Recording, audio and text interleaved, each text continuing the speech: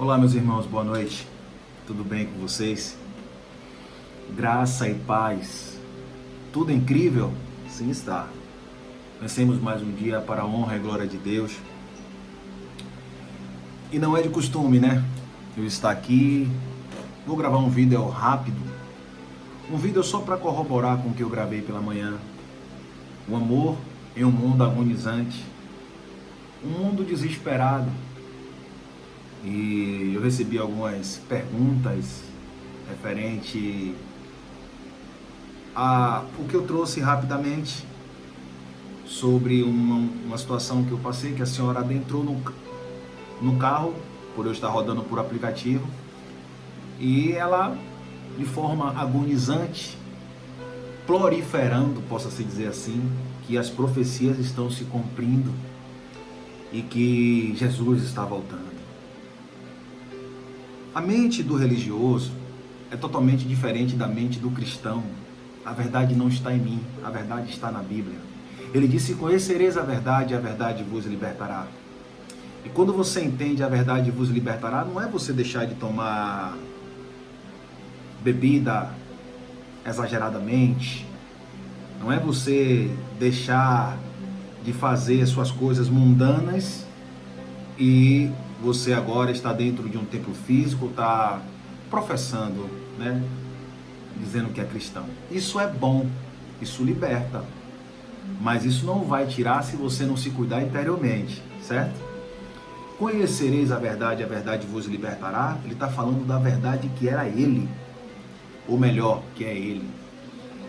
Em Mateus 24, eu falei sobre Mateus 24, 34, eu não li a carta toda, porque você precisa, meu amado irmão, entender o contexto. Hermenêutica significa interpretação do texto, porque senão a gente vai futurizando, esperando algo ruim acontecer, quando o louvor diz: quão grande é meu Deus, cantarei, louvarei, quão grande é meu Deus.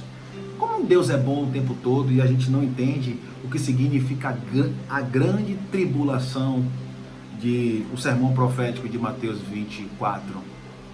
Eu estava lendo aqui alguns versículos e vou trazer mais algumas coisas, conjugando, interpretando, só para esclarecer. No Mateus 24, eu li o versículo 34, que é de suma sabedoria para você entender. Quando ele está aqui, ó: em verdade vos digo que não passará esta geração. A pergunta foi simples, mas o evangélico ele não aceita, porque ele quer colocar medo. Porque eu vi uma pregação que o pregador disse que... Mas o pregador buscou conhecer a verdade? Buscou trazer a paz que excede todo entendimento?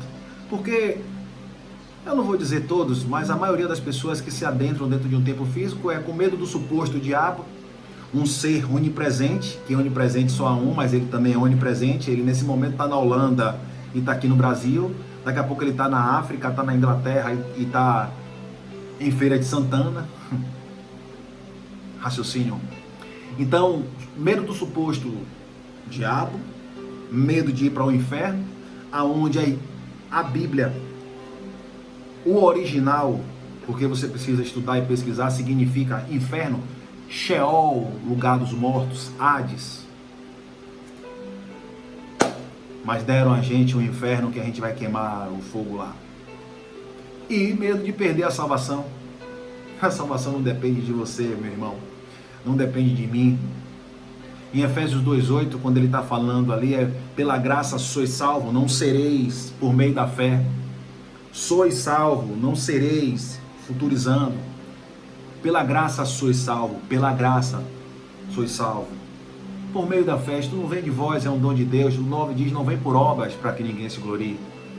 A salvação que ele está falando ali é a salvação da lei, da condenação e morte da lei de Moisés, que consistia de 613 mandamentos e ordenanças, que o homem não era capaz de cumprir, porém a salvação espiritual que foi concebida na cruz.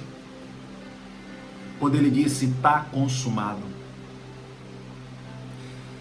E aí Mateus 24, e não passará esta geração. Esta geração tem quanto tempo, meu amado? Olha aí, 70 anos. Então esse povo está esperando Jesus voltar? Não, Sandro, ele disse que vai voltar. Então me explique com a Bíblia. A professora, respeitando a todos, de português, nos ensinou que esta é presente, passado ou futuro. É presente, né? E geração, tem quantos anos? 70 anos. Então, o povo está vivo, é? Outra coisa aqui que eu estava lendo agora, ele diz assim, porque haverá, então, Mateus 24, 21, porque haverá então grande aflição, como nunca houve desde o princípio do mundo até agora, aquele presente momento, e ele diz, nem tampouco haverá jamais. Haverá jamais é porque não vai acontecer de novo. Sabe como é o nome disso? É ler interpretando, ponto e vírgula. Não é querer ser melhor do que o outro, é trazendo graça, conhecimento. E também tem outro versículo aqui que nós precisamos analisar, que é em João 21. Jesus é questionado sobre o discípulo amado, e Jesus responde a Pedro assim, João é o 22, né? A resposta. Porém, eu vou ler versículos antes. Vou ler do 18. Não, 18 não, 19, desculpa, 19 mesmo. E disse isso significando com que morte haveria ele de glorificar a Deus, e dito isso, disse-lhe, segue-me. Ele é questionado, que ele falou que ele estava próximo a morrer. E Pedro voltando-se, versículo 20, João 21, 20. Presta atenção. E Pedro voltando-se, viu que eu seguia aquele discípulo a quem Jesus amava, e que na ceia se recostará também sobre o seu peito, e que dissera, Senhor, quem é que há de trair? Vendo Pedro a este, disse a Jesus, Senhor, é deste que será? Pedro estava com ciúme ali, né? Disse-lhe Jesus, presta atenção, se eu quero que ele fique até que eu venha, que te importa? A ti, segue-me tu. Se eu quero que ele fique até que eu venha, ele está falando de João, não é João Batista, é o discípulo João, o discípulo amado. É o discípulo que escreve o Apocalipse. Ele está preso por Nero. E na Ásia Menor tinha judeus, pessoas que entendiam a linguagem do Apocalipse, a qual Nero não entendia. E esse João, ele viu a vinda do homem, do Filho do Homem. Se eu quero que ele fique até que eu venha, se Jesus vai voltar, aonde está João? E o livro Apocalipse não é uma profecia, porque João não é profeta, João é um discípulo. Profeta naquele tempo, e o último profeta da lei é o João Batista, aquele que anunciou a vinda do Cristo. Abra Mateus 11, 13, diz que o último profeta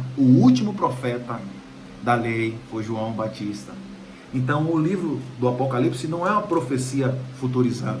Então, meu irmão, o que está acontecendo aí que você disse, eu disse não, a Bíblia disse que não haverá jamais a grande tribulação, mas as coisas do mundo vai haver fome, nudez, discórdia, tudo isso o governo humano não vai deixar de existir.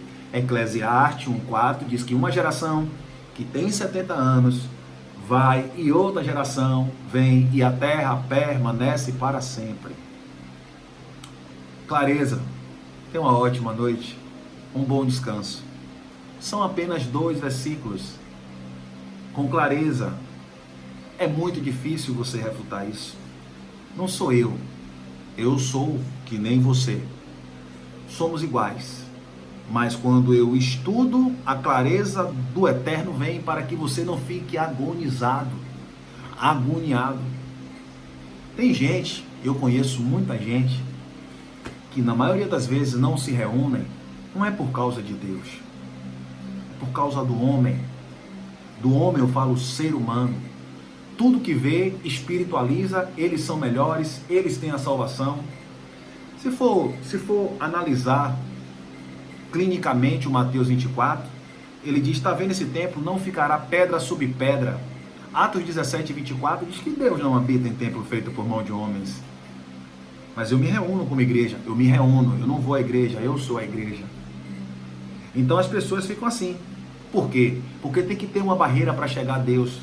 E eles se colocam como profeta. Não existe profeta. Não existe. Profecia revelada, consumada, está de Romanos a Hebreus, que são as revelações da graça de Deus. E precisa estudar para aprender. Colossenses 1:9, ele diz assim, ó, veio aqui na mente agora, Colossenses 1:9, só para finalizar o vídeo, não ficar muito extenso. Olha o que ele diz em Colossenses 1:9, e infelizmente a maioria dos evangélicos, que é totalmente diferente do que cristão estuda, busca analisar, busca viver o reino. O evangélico defende placa de igreja e fica parecendo um papagaio falando coisas sem sentido. Quando você for refutar algo, refute algo que você tem base sólida. Não é discutir, é ter base sólida, entendeu? Base sólida. Eclesiastes 1:9 diz assim, ó: por esta razão, nós também, desde o dia em que ouvimos, não cessamos de orar por vós e de pedir que sejais cheio do conhecimento da sua vontade em toda sabedoria e inteligência espiritual. Aí a pessoa faz, Jesus está voltando, isso é inteligência espiritual, e passa o ano, não, mas ele vai vir. E passa a acrescentar, não, mas ele está vindo. Ele está vindo por quê? Porque ele disse na Bíblia. Ele disse na Bíblia? Ele não disse na Bíblia. Ele disse que ele viria as ovelhas perdidas da casa de Israel. Ele disse que viria resgatar o teu povo. E ele resgatou o teu povo e estabeleceu a sua graça. Isso aí ele disse. E esse juízo aconteceu no ano 70. Quando Caifás rasga as vestes, porque ele disse que você virá o filho do homem vindo sobre as nuvens. Caifás, que era daquela cultura, entendeu que nuvem significa juízo. Não é nuvem, da gente fica olhando para a nuvem e vai ver ele vindo em carne de novo. Porque para Jesus voltar, ele tem que nascer novamente, vir de forma humana, cumprir eu não sei o que, porque para ele vir, ele tem que cumprir. Para você ver ele sobre as nuvens, você não vai ver espírito. Graça e paz. Até daqui a pouco, permitindo o Papai do Céu, no tudo incrível de Deus. Forte abraço. Vamos crescer na graça e no conhecimento. O mesmo direito que eu tenho, você também tem, viu? Forte abraço.